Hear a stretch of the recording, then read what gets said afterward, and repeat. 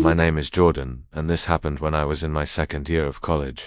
After my freshman year, I didn't get assigned a dorm, so I had to scramble to find off-campus housing. Eventually, I landed in a corp that was part of a small three-house community, not too far from campus but not exactly close either. It wasn't the best setup, but it was affordable, and since I had a bike, I didn't mind the extra commute. Most of the residents were students like me, but there were a few exceptions. Some alumni, a couple of teaching assistants, and a few older adults finishing degrees later in life. One person who stood out immediately was a woman who lived in one of the other houses. She looked to be in her late 50s, maybe older. She had silvery hair and moved with a limp, like she was recovering from a back injury or something similar. She rarely spoke, kept to herself, and had this cold, distant look in her eyes, like she was always deep in thought or just blank. I assumed she had some connection to the university, maybe staff or a former student, but no one said anything, and I didn't ask. The first strange encounter with her happened in our shared kitchen, which was odd in itself, since each house had its own. I wasn't sure why she was using ours. She wasn't cooking, eating, or chatting like everyone else. She was just standing there, watching silently while the rest of us made dinner, played music, and joked around. She didn't try to interact, she just stared. I caught her looking at me more than once, and though I tried to shake it off, I couldn't help but feel like her attention was focused entirely on me. What unsettled me more was that no one else seemed to acknowledge her at all. It felt like everyone was ignoring her on purpose. A few days later, I was working on some assignments in my room when I looked out the window, and there she was again. This time, she was standing outside, looking straight up at my window, not from the sidewalk, though from the middle of the street. It was late, and the weather was chilly, so seeing her out there made no sense. I couldn't tell if she was staring directly at me or just at the house, but it felt personal. On impulse, I waved.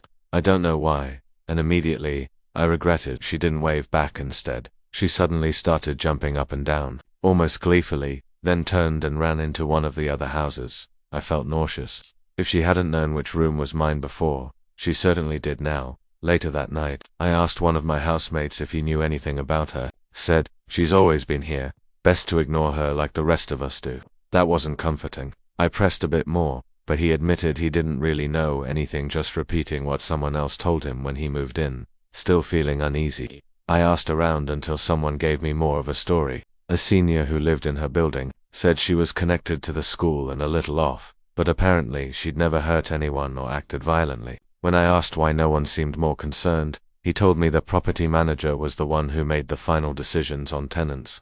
That didn't sit well with me, but there wasn't much I could do. I tried to push her out of my mind, but the weirdness escalated. One night I opened my door to grab something from the hall and nearly ran into her. She was just standing there, right outside my door. It was well past midnight on a weekday, and the house was dead quiet. She didn't say anything, didn't react. She simply turned and walked away like I was the one in the wrong.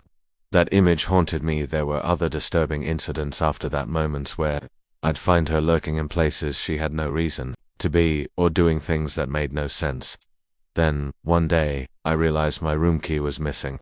The buildings used to be part of an old hotel, so all the rooms had personal locks.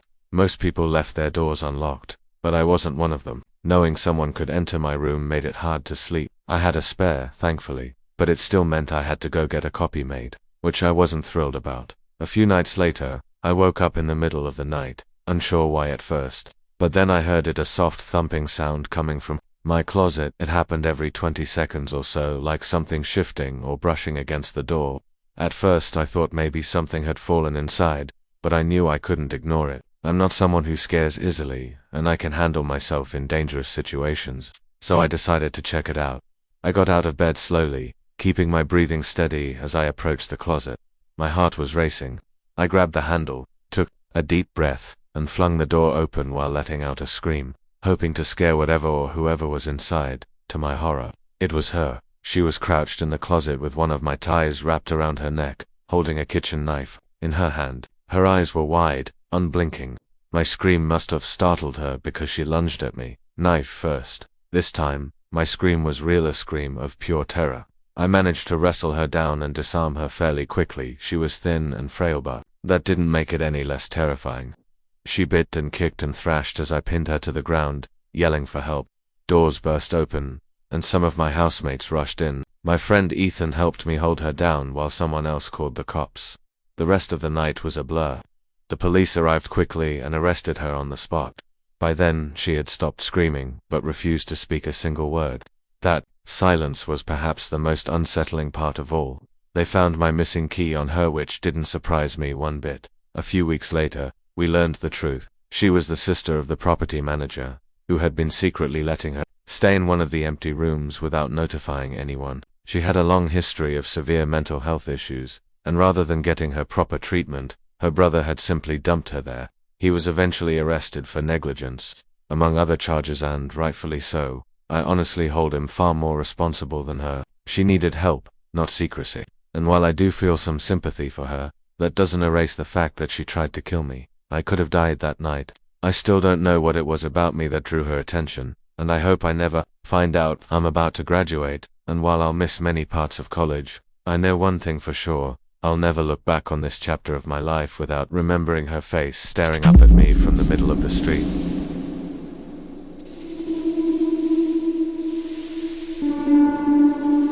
I moved into my new place looking for a clean slate. Things with my ex had gone so badly that staying in my old city wasn't an option anymore. I'd come into some money early in life and made poor choices, especially with the type of people I let in. That chapter's over now, or so I thought. The neighborhood seemed perfect, quiet, safe, mostly families. The houses were spaced far apart, which I liked, but for some reason the house next to mine sat unusually close, way closer than the rest, and it was massive, like mansion-sized. I figured it housed a huge family, maybe grandparents and grandkids under one roof, but I was wrong. I didn't want to be the standoffish new guy, so I made a point to introduce myself around.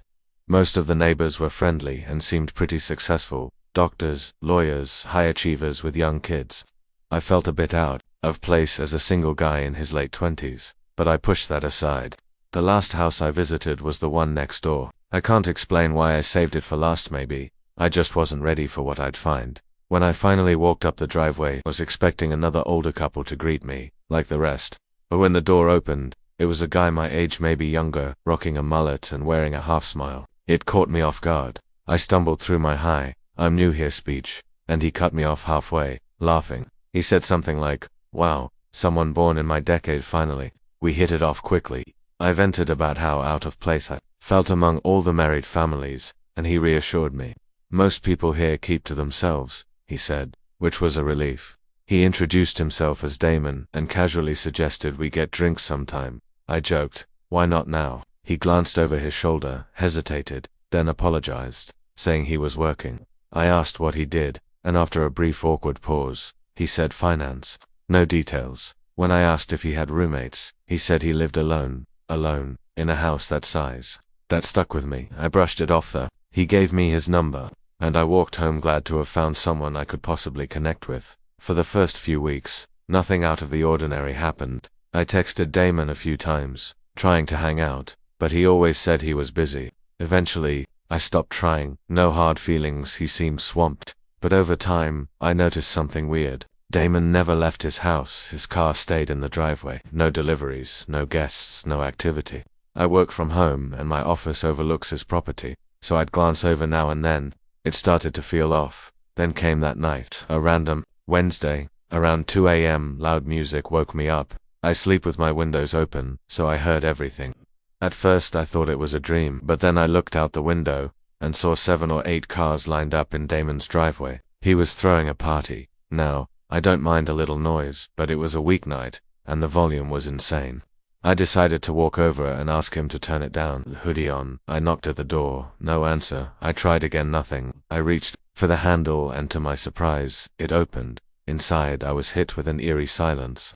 Music was playing, but the house was empty. The lights were on, and there was a pile of shoes at the entrance, like 10 pairs, but no people. I walked through the living room, kitchen, hallway. Still no one, but the sound of the party continued. I stopped and really listened. It wasn't real music, it was a recording. A loop of voices, laughter, clinking glasses, a fake party. My heart dropped. The shoes, the cars, there had to be people inside. I should have left. I didn't. I crept deeper into the house and saw a door slightly ajar leading to the basement. Something about it pulled me in. The basement was dimly lit, but I saw a faint glow coming from another room down there. As I approached, I started to hear a mechanical grinding noise, heavy, rhythmic like machinery. I peeked through a crack in the door. Inside were 3 older men in heavy-duty work clothes, goggles, rubber gloves, and boots. They were staring at something out of my view. Under different circumstances, I'd assumed they were construction workers. But at 2 a.m., in a silent house, blasting fake party noise, no way. And then came the smell, chemicals, bleach. It hit me like a truck. My instincts screamed at me to get out. I turned and crept back toward the stairs. Then the light behind me dimmed. Someone had closed the basement door. I didn't hear it over the noise, but I felt it. I ran up the stairs, through the house, out the front door. I didn't run straight home. I hopped my fence, entered through the back, and locked every door behind me. I went up to my office and kept the lights off. I crouched beneath the window and watched Damon's house. A few minutes later, the front door burst open. 8 guys ran out, scanning the street, yard, and surrounding homes. They were older, none of them looked like Damon. A couple started arguing, even shoving each other, before going back inside. The music stopped. I stayed there, crouched and frozen, for a long time. I considered calling the cops, but what would I say? Fake party sounds and suspicious guys in work boots. There was no solid proof of anything. Even weirder, none of my neighbors seemed to notice the noise. The next day, I asked around. No one heard a thing, not even the families with young kids. I felt like I was losing my mind. That was months ago. Damon still hasn't come back. His car's gone. Grass is overgrown. Packages pile up at his door. I have no idea what happened that night, but the shoes, the fake party, the men in the basement, all felt like a cover-up for something illegal. And the unlocked door. Maybe that was the mistake they were arguing about. I don't know what's going on, but I can't shake the feeling that I was never supposed to see any of it. If Damon ever returns, I don't know if I should confront him or just keep pretending I saw nothing at all.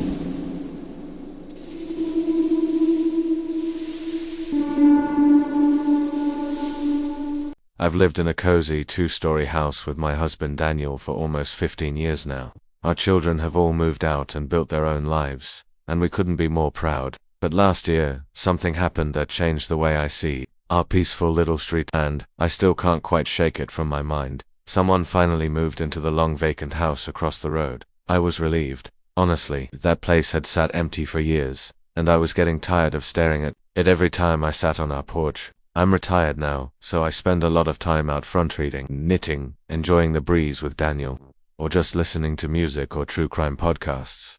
The new neighbor was a young man in his mid-20s. He drove a sleek BMW, wore clothes, and always seemed to be on the move. At first I thought he might be just another chauffeur, but he turned out to be incredibly polite and kind. A few days after settling in, he came over and introduced himself. His name was Caleb, and he'd graduated from college a few years earlier. He and Daniel hit it off right away. They talked sports, laughed over shared college memories, and even discussed stocks and investing. Caleb mentioned he worked in entertainment, something involving freelance gigs for online influencers. It went over my head a bit, but whatever he was doing, it seemed to be working. He looked well off and carried himself with confidence. For a few months, everything was normal. Caleb would wave from across the street whenever he left for the day, and I always waved back. But eventually, I started noticing a pattern. A young woman in a small white convertible began showing up regularly. She was blonde, attractive, and probably in her early 20s, definitely the type you'd expect a guy like him to date. She dressed boldly, and though I tried not to judge, her style didn't exactly sit right with me. Still, she clearly had her own key to Caleb's house, and would come by once or twice a week while he was out. She'd stay inside for a while and then leave. I figured she was his girlfriend, maybe helping with things or house-sitting. Young people have different routines these days, so I kept my thoughts to myself. Then one evening, I saw them together. For the first time, Caleb pulled into his driveway with the woman in the passenger seat. That confirmed it. They were definitely a couple, but shortly after that, something changed. One afternoon, while I was watering my flowers, I heard raised voices. Caleb and the woman were arguing loudly in the driveway. I couldn't make out the words, but the body language was unmistakable. She was furious, shouting and throwing her arms around wildly, and for a moment, I honestly thought she might hit him. Eventually, she slammed her car door and sped off, leaving Caleb standing alone in the driveway. He looked shaken. I figured it was just a bad fight, nothing to get involved in. Every couple argues. and it wasn't my place to intervene. But after that day, her car kept showing up, more often now, always when Caleb wasn't home. I mentioned it to Daniel, but he told me not to get involved and to let the young man live his life. So I tried to let it go. Then, in the middle of the night, everything unraveled. Sirens jolted us awake, police, an ambulance, lights flashing through the windows. We rushed outside to see what was going on, along with a few other neighbors. Caleb's house was surrounded. Officers were moving fast, speaking into radios, and just then, they led the woman out in handcuffs. No struggle, no yelling, just that same cold, emotionless expression on her face. It sent chills down my spine. Then Caleb was wheeled out on a stretcher. He was covered in blood. I gasped, horrified. I'd never seen anything like that on our street. We didn't see Caleb for about a week after that. When he returned, Daniel and I went over to check on him. He let us in and, to our surprise, told us everything. Her name was Amber. She had confessed to everything, so the police had an easy case. It turned out she wasn't even supposed to have a key. She had stolen his spare and secretly made a copy. Over time, she'd begun demanding more dinars, jewelry, trips, and when Caleb pulled back, things got ugly. She'd gone through his phone, accessed his location, and worst of all, she'd planted tiny hidden cameras in his bedroom. Every time she visited while he wasn't home, she was checking and replacing the batteries to make sure they were still recording. That screaming match I had seen, that was Caleb trying to break up with her. She refused, and he reluctantly agreed to a break just to get her to leave. But she had already seen the conversation through her hidden cameras, and the next night she came back with a knife. He didn't share the gruesome details, but from what he said, she attacked him while he was asleep. He fought her off and somehow managed to overpower her long enough to call for help. The doctors told him he was less than an inch away from needing surgery or worse. We sat with him in silence. He was visibly shaken, exhausted, and still in pain. Before we left, Caleb said something I'll never forget. I thought I was just showing off. A little turns out I was handing all the wrong people a reason to target me. He moved out shortly after, said he didn't feel safe anymore, especially knowing Amber had friends like her and any one of them could have known where he lived. We never saw him again. I still think about him sometimes. I hope he's safe, healing, and surrounded by people who care. No one, especially someone so young, should ever have to live through something like that.